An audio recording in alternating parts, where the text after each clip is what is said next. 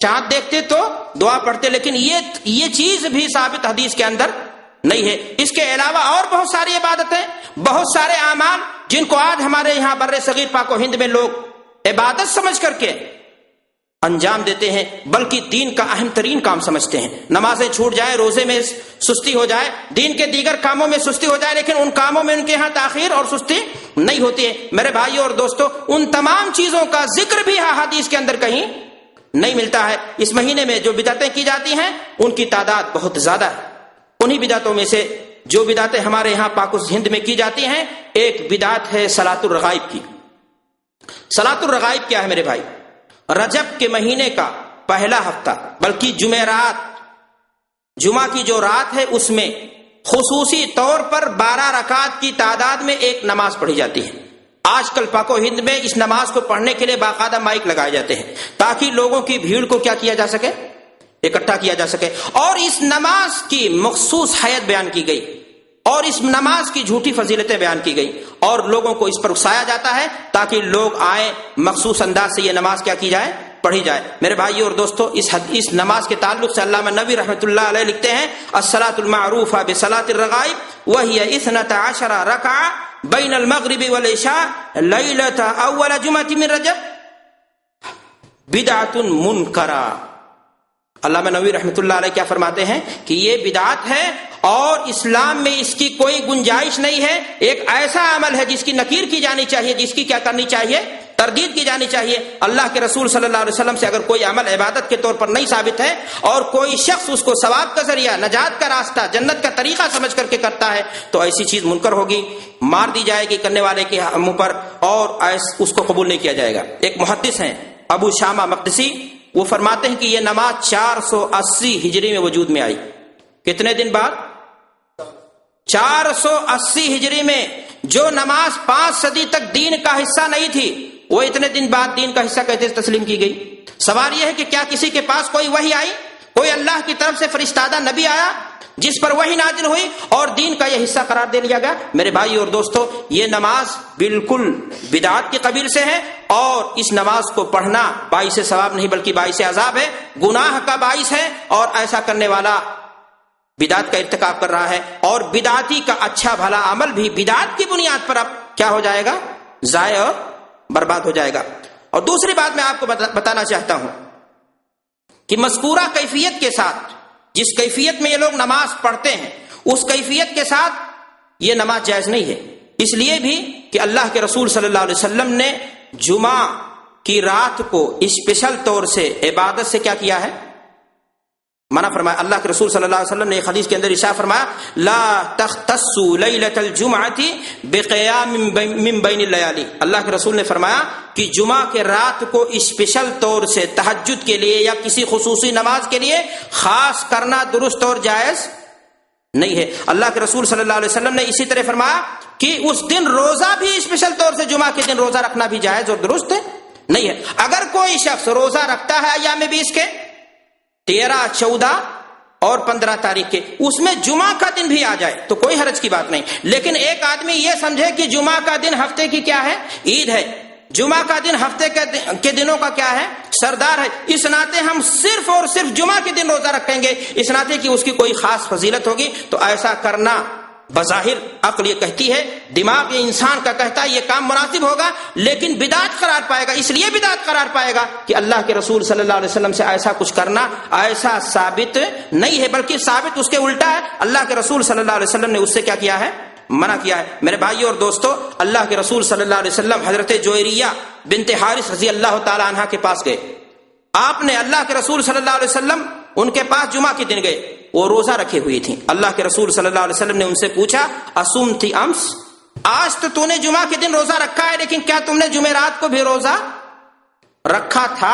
انہوں نے جواب دیا کہ اے اللہ کے رسول صلی اللہ علیہ وسلم، ہم نے جمعرات کو روزہ نہیں رکھا تھا۔ اللہ کے رسول نے پوچھے، ان سے سوال کیا: اتریدین ان تصومی غدا، کیا سنیچر کو تم روزہ رکھنے کا ارادہ رکھتی ہو، جمعہ کو آج رکھے ہو تم؟ انہوں نے کہا: اللہ کے رسول، ایسا بھی کوئی ارادہ میرا نہیں ہے۔ اللہ کے رسول نے انہیں حکم فرمایا: فافطری، اگر تم نے جمعرات کو نہیں روزہ رکھا اور تم سنیچر کو بھی روزہ نہیں رکھنا چاہتی ہو تو صرف جمعہ کے دن کا روزہ تمہارے لیے جائز اور درست نہیں ہے۔ اللہ کے رسول صلی اللہ علیہ وسلم نے صاف طور سے اسپیشل کر کے، خاص کر کے جمعہ کے دن کو روزہ رکھنے سے کیا کیا؟ منع کیا۔ اس رات کو نماز پڑھنے سے خصوصی طور سے منع کیا، لیکن ہمارے یہ بھائی ہیں کہ اس رات کو ہی خاص کرتے ہیں اور مخصوص کیفیت میں نماز کو کیا کرتے ہیں؟ انجام دیتے ہیں۔ میرے بھائی اور دوستو، یہ بات رہی روایتوں کی، حدیثوں کی۔ عقلی اعتبار سے بھی اگر دیکھا جائے تو یہ نماز بالکل ہی جائز اور درست نہیں لگتی ہے۔ کیوں؟ اس لیے کہ اس نماز کا جو انداز اور طریقہ ہے، اللہ کے رسول صلی اللہ علیہ وسلم سے جو نماز کا انداز اور طریقہ ثابت ہے، اس سے کیا ہے؟ مختلف ہے۔ فلاں رکعت میں اتنے رکوع، فلاں میں اتنا، فلاں اور فلاں، اس کی جو تعداد اور صفات جو حیت بیان کی گئی ہیں، اس طرح سے اللہ کے رسول صلی اللہ علیہ وسلم سے نماز کا کوئی طریقہ ثابت نہیں ہے۔ دوسری بات میں آپ سے بتانا چاہتا ہوں کہ یہ نماز نفلی ہے۔ فرائض 5 ہیں، آپ جانتے ہیں۔ یہ نماز نفلی ہے، اور نفلی نماز کہاں پڑھی جائے گی؟ حضرت عائشہ صدیقہ رضی اللہ تعالیٰ عنہ کی حدیث ہے، روایت بخاری کی ہے کہ انسان کی افضل ترین نماز غیر الفریضہ اگر ہے، فرائض کے علاوہ، تو بہتر کہاں ہے؟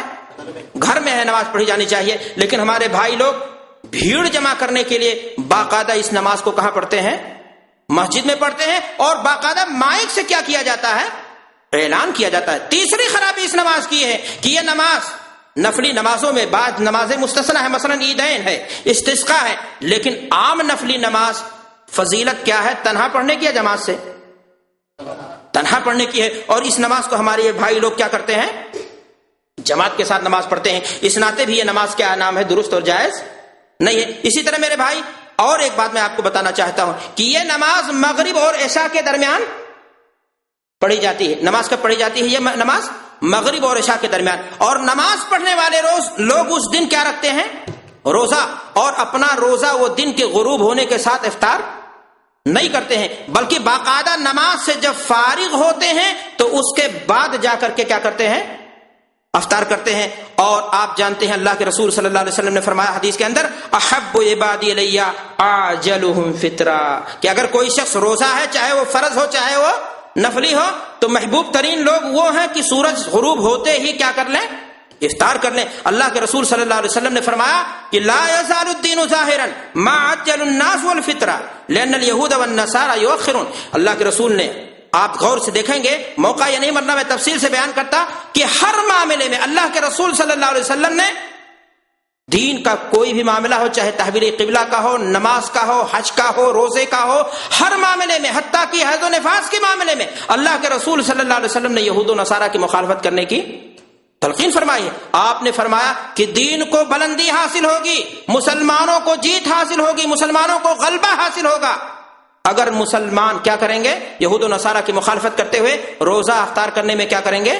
جلدی کریں گے۔ یہ کیونکہ یہود و نصارہ افطار کرنے میں کیا کرتے تھے؟ ہمارے یہ بھائی جان بوجھ کر کے بالقصد و بالارادہ یہود و نصارہ کو خوش کرنے کی کیا کرتے ہیں؟ خوش کرتے ہیں، خوش کرنے کی کوشش کرتے ہیں، اور سر عام سنت کا مذاق اڑاتے ہیں۔ میرے بھائی اور دوستو، اس ناطے بھی یہ عمل جائز اور درست نہیں ہوگا۔ اس ماہ کی بدعتوں میں سے ایک بدعت اس کی مخصوص تاریخوں میں، اس کی تاریخوں کو مخصوص کر کے روزہ رکھنا ہے۔ مثال کے طور پر شروعاتی تاریخیں یا درمیانی تاریخیں، پہلا جمعہ، پہلا جمعرات، یا اسی طرح 27ویں تاریخ، 15 شعبان، 15 رجب، 22 رجب، ان مخصوص تاریخوں میں لوگ کیا کرتے ہیں؟ اس مہینے میں، اس ماہ میں کیا کرتے ہیں؟ رجب کے ماہ میں روزہ رکھتے ہیں۔ اور ان روزوں کا مختلف نام ہے: مریم روزہ، لکھی روزہ، ہزاری روزہ۔ جھوٹی روایتوں کو، واہی اور تباہی روایتوں کا سہارا لے کر کے اس کی جھوٹی فضیلتیں بیان کی جاتی ہیں۔ اتنا بیان کیا جاتا ہے کہ اگر کسی نے 1 روزہ رکھا تو اس کو کتنا ثواب ملے گا؟ 1,00,000 روزے کا۔ میرے بھائی اور دوستو، رمضان کے روزے کے بارے میں حدیث کیا ہے؟ آپ جانتے ہیں اللہ کے رسول نے فرمایا کہ جو رمضان کا روزہ رکھے اور اس کے بعد 6 دن کس کا روزہ رکھے؟ شوال کا، اس کو ثواب ملے گا کتنا؟ یعنی گویا رمضان کے 1 روزے کا ثواب کتنا ہوا؟ 10 دن کا ہوا۔ 1 مہینے کا ثواب کتنا ہوا؟ جھوٹے روزے کا، نفلی روزے کا، جو ثابت بھی دین میں نہیں ہے، اس کی فضیلت یہ بیان کی جا رہی کہ اگر کسی نے روزہ رکھا تو 1 روزے کا ثواب اسے کتنا؟ 1000۔ ان کی اپنی جھوٹی روایتوں میں 1,00,000۔ یہ کون سا دین ہے میرے بھائیوں کہ فرائض کو پیچھے ڈھکیل دیا جائے، نوافل کی اتنی جھوٹی فضیلت بیان کی جائے؟ اور میں نفلی روزے کا انکار نہیں کرتا، لیکن ایسے روزے کا، نفلی روزے کا انکار کرتا ہوں جس کو اسپیشل کر کے روزہ رکھا جائے، اور اس کا ثبوت اللہ کے رسول صلی اللہ علیہ وسلم سے۔ میرے بھائیو اور دوستو، رمضان کے روزے فرض ہیں بلا شبہ، ان کے علاوہ بھی اگر کوئی شخص اللہ کی جناب میں روزے کے حسین اعمال کا گلدستہ اپنی آخرت کو سنوارنے کے لیے اللہ کی جناب میں پیش کرنا چاہتا ہے تو دین نے مکمل طور سے اس کی اجازت اسے دی ہے۔ اللہ کے رسول صلی اللہ علیہ وسلم نے فرمایا کہ سوموار کے دن کا ہر ہفتہ روزہ رکھو۔ کیوں رکھو؟ اللہ کے رسول نے فرمایا اس دن میری ولادت باسعادت ہوئی اور اسی دن مجھ پر فیہ ولدت فیہ انزل علیہ۔ اللہ کے رسول نے فرمایا جمعرات کو روزہ رکھو، ہر جمعرات کو روزہ رکھو، ترفع الاعمال فیہ الی رب العالمین۔ ہفتے کا عمل جمعرات کے دن اللہ کی جناب میں کیا ہوتا ہے؟ پیش کیا جاتا ہے۔ اسی طرح اللہ کے رسول صلی اللہ علیہ وسلم نے اور بھی حدیثیں فرمائی ہیں، مثلا عرفہ کے روزے کی فضیلت بیان کی اللہ کے رسول صلی اللہ علیہ وسلم نے، عاشورہ کے روزے کی فضیلت بیان کی اللہ کے رسول صلی اللہ علیہ وسلم نے۔ یہ سارے روزے انسان رکھے، اور اگر اس سے بھی زائد ایک انسان نفلی روزہ رکھنا چاہتا ہے تو صوم داؤدی رکھے، ایک دن روزہ رکھے اور ایک دن روزہ افطار کرے۔ لیکن میرے بھائی اور دوستو، ان کے علاوہ اگر کوئی شخص کسی دن نفلی روزہ رکھنا چاہتا تو وہ بھی رکھ لے، لیکن ایک انسان کسی دن کو خاص کر کے مخصوص اعتقاد کے ساتھ کہ اگر فلاں دن روزہ رکھا گیا تو وہ اتنے اجر و ثواب کا باعث ہوگا، جبکہ شریعت اسلامیہ نے اس کی نشاندہی نہیں فرمائی ہے، تو یہ چیز میں آپ کو بتا چکا کہ جو طریقہ رسول صلی اللہ علیہ وسلم سے ثابت نہیں ہوگا، جو طریقہ اللہ کی کتاب سے ثابت نہیں ہوگا، صحابہ کے عمل سے ثابت نہیں ہوگا، بظاہر وہ طریقہ کتنا اچھا نہ لگے، کیوں نہ دیکھنے میں بہت اچھا لگے، وہ طریقہ قبول نہیں کیا جائے گا۔ ممکن ہے اگر کوئی شخص یہ کہے کہ میرے بھائی اگر ہم نے روزہ رکھ لیا تو کون سا گناہ کر ڈالا، چوری کر لی، شراب پی لی، زنا کر ڈالا، کسی کی جان پر ہم نے ہاتھ دست درازی کی، کوئی گناہ کا کام تو نہیں ہے، اور ایسے عمل سے آپ کیوں روکتے؟ میرے بھائی اور دوستو، آخر یہ بتائیے کہ اس سے بڑا گناہ کیا ہوگا کہ دین اور شریعت اسلامیہ نے ایک کام کی کرنے کی اجازت آپ کو نہیں دی ہے، اور آپ اس کو اس اعتقاد کے ساتھ دین بتا رہے ہو، اس کی جھوٹی فضیلتیں بیان کر رہے ہو، اس سلسلے میں واہی اور تباہی روایتوں کا سہارا لیتے ہو، اور آپ اس کو دین سمجھ کر کے اس کی اتنی فضیلتیں بیان کرتے ہو۔ آپ کو میں بتاؤں کہ رجب کے مہینے میں جب بعض لوگوں نے روزہ رکھا تو حضرت عمر فاروق رضی اللہ تعالی عنہ نے اپنے دور خلافت میں مجبور کر کے ان لوگوں کو کیا کرایا؟ افطار کروایا۔ اور یہ روایت موجود ہے، خرشہ ابن حر سے روایت ہے، وہ فرماتے ہیں رأیت عمر یضرب اکف الناس فی رجب حتی یضعوها فی الجفان ویقول قلوا فإنما هو شهر يعظمه اہل الجاہلیہ۔ کیا فرمایا؟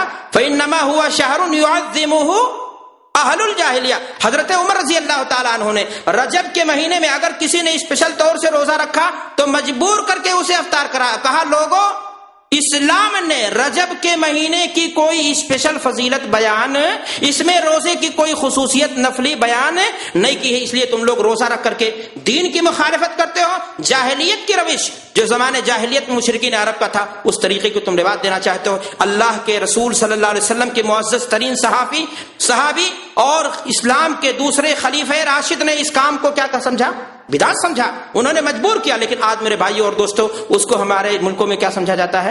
دین نہیں، عین دین سمجھا جاتا ہے۔ لوگ نماز 5 وقتہ میں پیچھے ہو جائیں لیکن اس کام میں پیچھے، شارٹ کٹنگ کا دور ہے نا، لوگ گناہوں سے لت پت ہیں، کسی نے آ کر کے بتا دیا فلاں کام کر لو سارا گناہ کیا ہو جائیں گے، ایسے جیسے پتجھڑ، درخت کے سارے پتے جھڑ گئے، فلاں کام کر لیا سارے گناہ کیا ہو گئے۔ انسان بھولی بسری انسان فٹ سے اس کام کو کر لیتی ہے، اسے اتنا موقع نہیں کہ وہ پتا کرے یہ کام ثابت بھی ہے یا دین کا حصہ ہے یا نہیں ہے۔ تو میرے بھائی اور دوستوں، میں نے آپ سے بتایا کہ یہ کام درست ہے۔ آپ کو یہ بھی بتانا چاہتا ہوں کہ 3 آدمی اللہ کے رسول صلی اللہ علیہ وسلم کی خدمت میں حاضر ہوئے، کیا مقصد لے کر کے؟ تاکہ اللہ کے رسول صلی اللہ علیہ وسلم کی عبادت کا حال وہ معلوم کریں۔ اللہ کے رسول صلی اللہ علیہ وسلم کو انہوں نے نہیں پایا، وہاں امہات المومنین موجود تھی، ان سے اللہ کے رسول صلی اللہ علیہ وسلم کا حال دریافت کیا۔ انہیں اللہ کے رسول صلی اللہ علیہ وسلم